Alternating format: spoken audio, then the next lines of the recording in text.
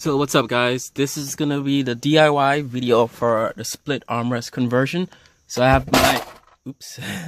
have my armrest that's going in, which is the split sliding armrest, and the armrest that's coming out is the standard USA market E90 or E9X. All the E90s have this.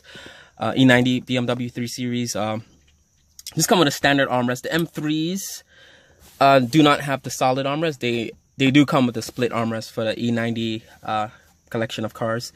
So to do the project, all I need apparently is just a needle nose plier and like a flat nose screwdriver for a pry tool. You'll see in a minute how I'm going to use those. Standby, I also have a second pliers as well as a proper pry tool that won't scratch the plastics. The DIY for this pretty much entails removing this trim piece, the air vents here, and that will expose the hinge for this armrest as well as the spring mechanism. Some cars apparently, according to the Bentley manuals, may not have the spring mechanisms. That's basically the mechanism that allows this armrest to snap up and when you open it. So I'm not sure if my car has it. I have a 2011 sedan, so I'm not sure if my car does have the spring in there, because if it does, the spring, you'd have to just do a couple more extra steps in there. So let's get right into the project. All right, and it should take a couple of minutes, but I'll let you guys know as we go through it.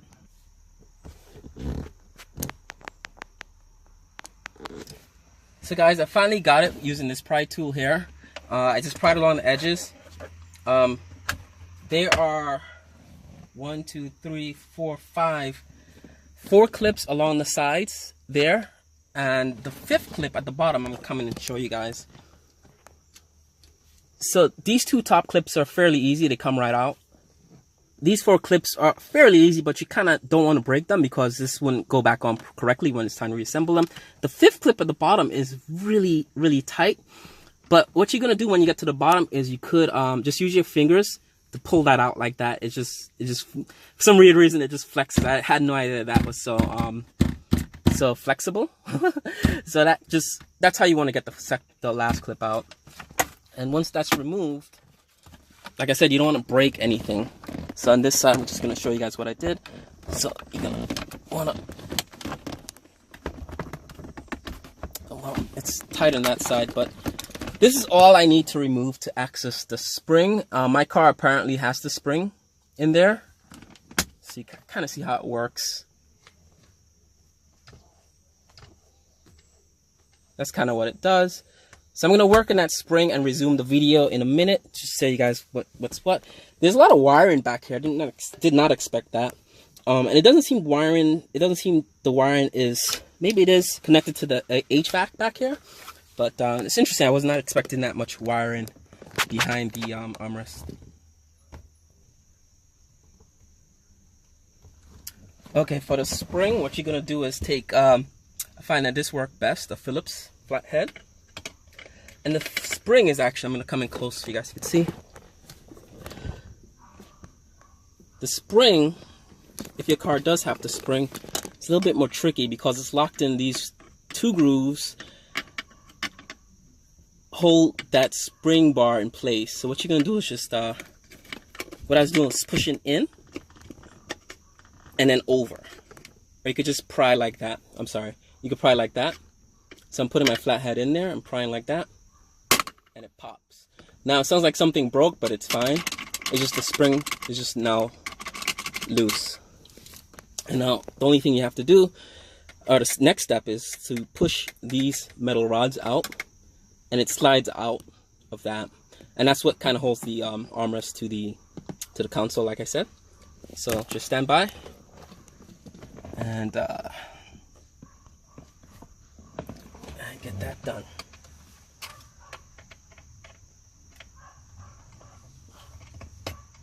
So push that way, and this might actually be trickier than I thought. That's the thing with these cars, and that's why these DIY videos are so important, because every step of the way there's some sort of catch to this.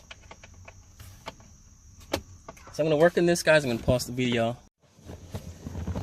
So I actually had to stop the video, and it took me about 20 minutes, 15 to 20 minutes of trying to get these two pins out. All it is they literally just slide out like that. And what they do is they hold a spring. They hold everything together, the armrest, the spring, and the hinge as well. But for some weird reason, it's like, I don't know. I'll take one out and show you. It's where the grooves are. There's like little grooves in here. It's chrome, so it's gonna... But it was like almost like glued in on the hinge there. So what I did was, it took a lot of effort. There's another DIY from ECS Tuning where the guy, he does like one of this thing and pushes the thing from inside out, and it takes him like a second. That's an edit. I know that's an edit now, because what you need to do is, when the pin is inside there, what I ended up doing was holding it like that, because the pin itself is anchored to the outer shell. It's not anchored to anything in there, it just slides right out, but it's sort of, almost imagine it's glued in to this outer shell right there. So what I did was I held it, the bottom of the pin, with this needle nose pliers, and took my flat nose plier and I just banged like that. Now this is inside the trim, inside the rear console trim, so no one's gonna see the damage there. But I just banged, and when you do that, it just pushes it out eventually. I'll come in closer so you guys could see. But this is very crucial, because a lot of the DIYs I've seen online make it seem a lot easier than this part is. So you just bang in there, and you'll see some of the slight damage from banging, but no one's gonna see that because that's gonna be covered over. And then the plastic here is really, really hard. I'm surprised. One of the things that surprised me with the E90 is how durable the plastics are. On my E46 or E36, the console would have disintegrated by me banging on it, the plastics. And again, this is a newer car, so I don't expect the plastic to be brittle, but the plastics on this car are really, really, really good quality plastics. BMW has done well in terms of quality of parts on this car compared to the older 3 Series that I used to have. But that's the 2 pins, and with the pins out, this armrest should just come right off. But I think there should be another mechanism in there. But let's just go ahead and see. I'll let you guys watch as I remove this for the first time, actually. And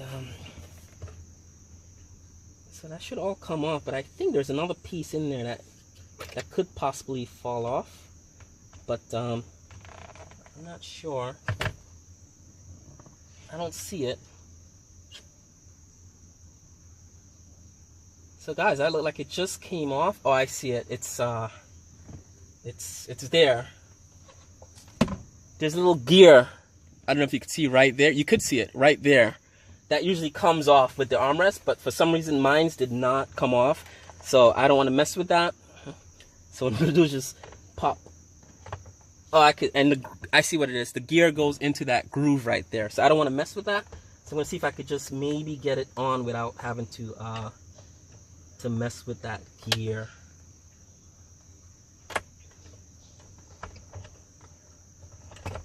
Yep, it looks like I'm gonna have to mess with it a little bit. Maybe? No? Yep, it came out.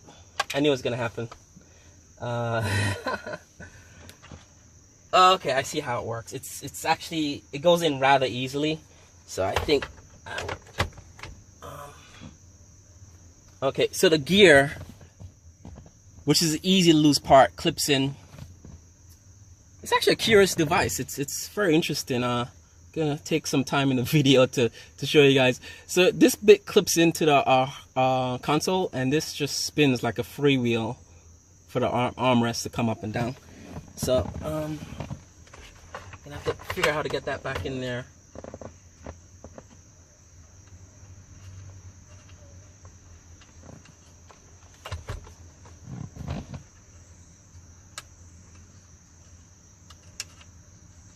Yep, it looks like I hit a wall there, so I'm gonna just pause it.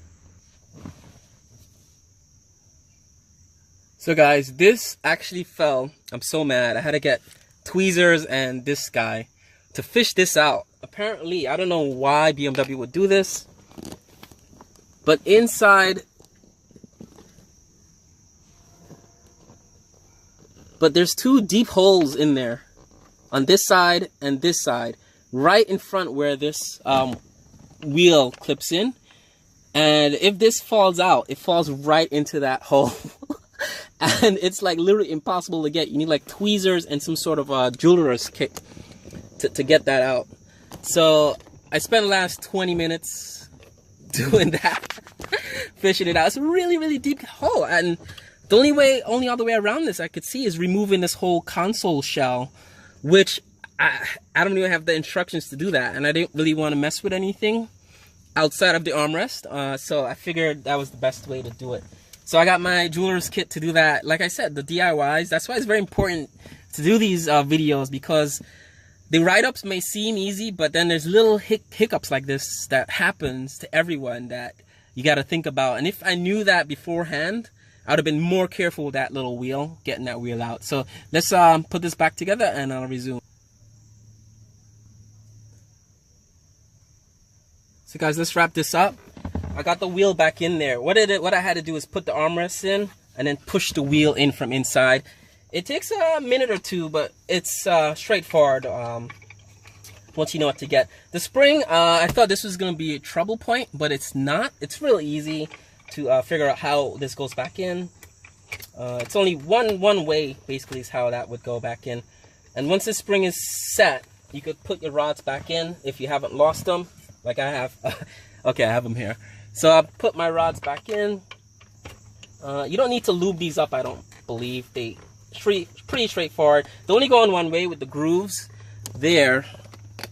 As you take them off, there's grooves that clip into place there, so you can play around with it. I'm gonna actually bring the camera closer so you guys can see. Sorry for my poor camera work, guys. It's one of my YouTube skills, or my video editing skills. I've never really got down pat. So I don't know why this is giving me a hard time.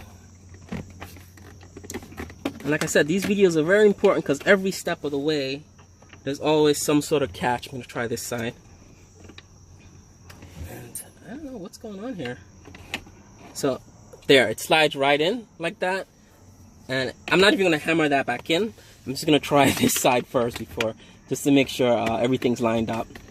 Not sure. Okay, you just jiggle that in, and it goes right in there. So I'm gonna just gently push these in. And that's the thing, I'm wondering if I could just not seal these back in, if they come out again easy. But just not gonna go all the way with that. I don't know what the hell BMW is thinking with that contraption. So now the last thing I do is set the spring back in. I told you guys you just push down and push in to get the spring in, same way you took it out.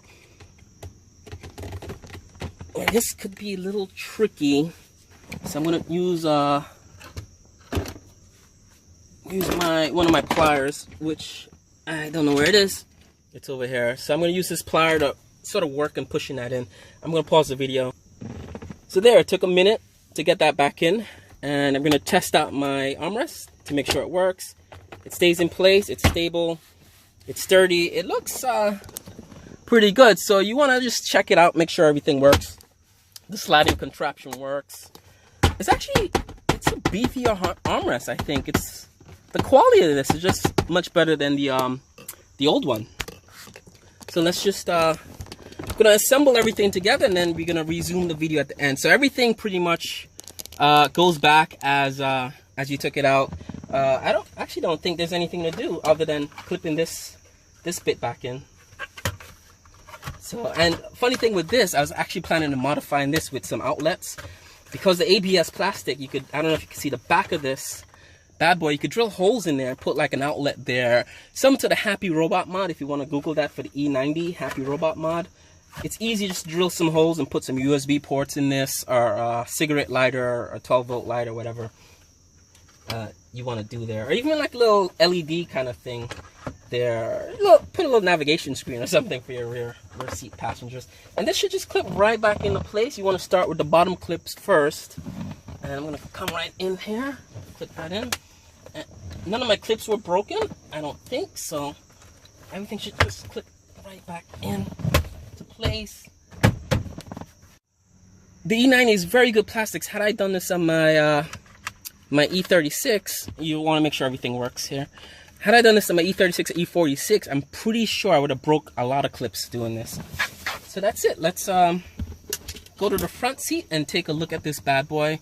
I'm very impressed by the quality of the armrest. It's not exactly oyster. It's not the oyster, but it's a beige color, and it kind of blends in. It doesn't really stand out that bad. The only difference is the oyster official one has, this is black to match this. So that's the only part that kind of bugs me a little bit, but for what I'm getting, for basically, you know, what this costs originally, if I was to get this from ECS Tuning or whatever, and I don't even think they sell the oyster one anymore, because like I said, in my previous video, I did order it and it never came. And the guy said they didn't have any in stock. That's why they sent the standard non-sliding armrest. So I'm going to go to the front seat and take a closer look at this bad boy when we come back and show you guys how it looks. So guys, this is how it looks. It doesn't exactly match the oyster, but I don't really care at this point. I'm not even going to sell my original armrest. I'm going to keep that one and just use this one because it's more for function than for looks, I think. Let's get inside the car.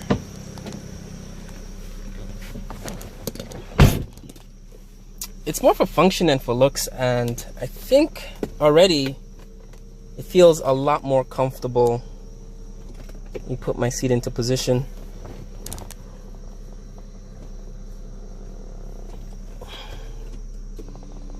Yeah, already it feels a lot more comfortable resting my elbow there as to way back there, because I tend to drive with my seat all the way forward, and I don't know if this will show. So it kind of feels a lot more comfortable, and no complaints, guys. No complaints. It works. I got it, you know, in the car finally after a lot of trouble, but it's very durable. The quality in this thing is very, very good. The E90 completely continues to surprise me with the quality of the parts I've come across in installing stuff, and the quality of this is actually really good. It's not cheap, it's not flimsy. We've had a lot of cars, and I've known the sliding armrest in the Honda Accord my wife used to own was kind of really plasticky and flimsy, but this one it's solid. It's pretty good. So definitely recommend it. These things are not cheap. If you search eBay, especially if you have a black interior leather and synthetic fabrics, it's easier to find online than beige, oyster. I'm sorry, beige is also easy as well, but oyster and sort of not popular interior colors are harder to find, I think, in terms of like getting retrofit parts for the interior, for the leather and the plastic trims. But very happy with it. It actually matches now. I don't know, remember that when I did the alien head rear headrest?